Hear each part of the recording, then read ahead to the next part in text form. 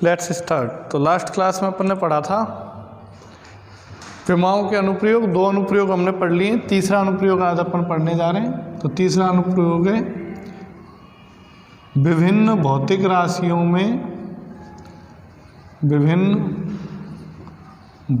राशियों में संबंध स्थापित करना।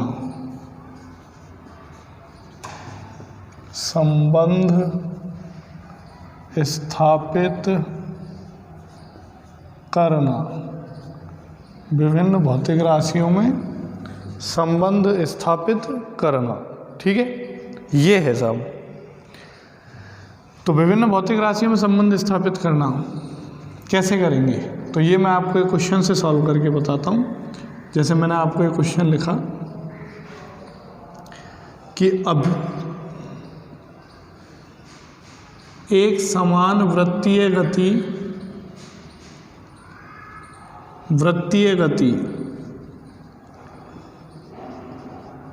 करते हुए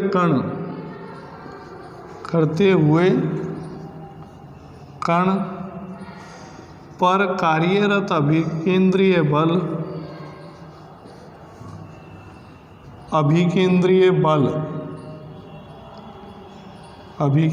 बल है F, कण के द्रव्यमान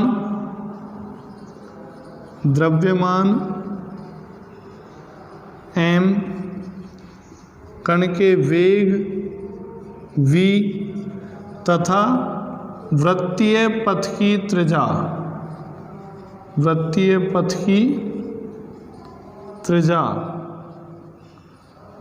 R पर निर्भर करता है। तो इन राशियों में संबंध स्थापित कीजिए।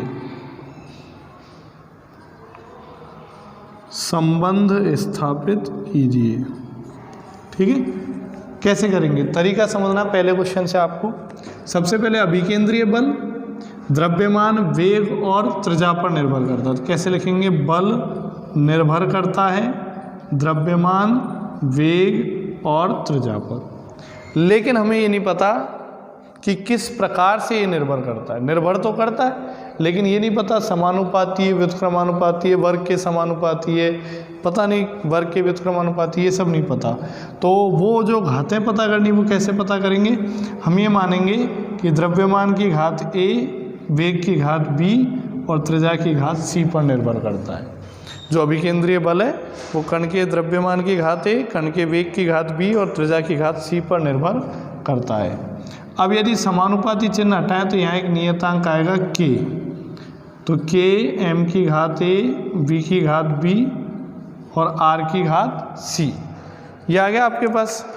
अब हम पढ़ रहे हैं विमाओं के अनुप्रयोग, तो फिर ये कैसे सॉल्व करेंगे अपन, विमाओं की सहायता से सॉल्व करेंगे। तो विमाओं अनुप्रयोग यदि अपन पढ़ रहे हैं तो विमाओं की सहायता से इसको सॉल्व करेंगे। ठीक है, तो इन सब की विमाएं लिखते हैं। तो बताओ, बल की विमा लिखें, इसको समीकरण 1 दे देते हैं। अब यहाँ बल की विमा लिखें तो बल की विमा हो जाएगी M1 L1 T-2। के यहाँ पे नियत राशि है, नियतांक है, तो इसकी कोई विमा नहीं होगी, तो इसकी विमा नहीं लिखेंगे। द्रव्यमान की विमा हो जाएगी M1 और M1 की घात A। वेग की विमा आपको लिखाई है L1 T-1 और इसकी घात B। और त्रिज्या मतलब लंबाई मतलब L1 और इसकी घात C। अब इसे हल करें, देखो M की घात कितनी हो गई है A, इधर हल करें L की घात B, T की घात -B और L की घात C हो गया। अब देखो आप M की घात A ऐसी रहेगा, L की घात गुणा करेंगे तो L की घातें जुड़ जाएंगी, तो L की घात B और L की घात C को गुणा करें तो L की घात हो जाएगी B + C और T की घात क्या रहेगी बताओ, -B। इसको हम एज इट इज लिख देंगे। और इधर बराबर में क्या लिखा हुआ है, M1 L1 T-2। अब हम दोनों पक्षों की तुलना करेंगे।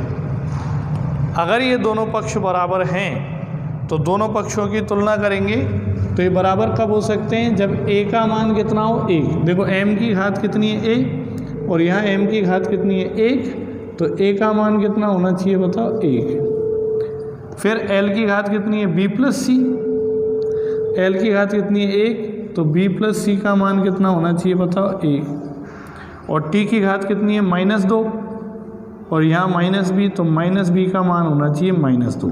अब हल करें इसे, तो माइनस से माइनस कैंसिल, b का मान आ गया आपके पास 2, a का मान हो गया 1 और b का मान 2 यहाँ रख दें इसमें, तो 2 + c बराबर 1, तो c बराबर आ गया -1। तो a, b और c तीनों के मान पता लग गए। अब इन तीनों मानों को समीकरण 1 में रख दें आप, a, b, c के मान जो आए, तो f बराबर k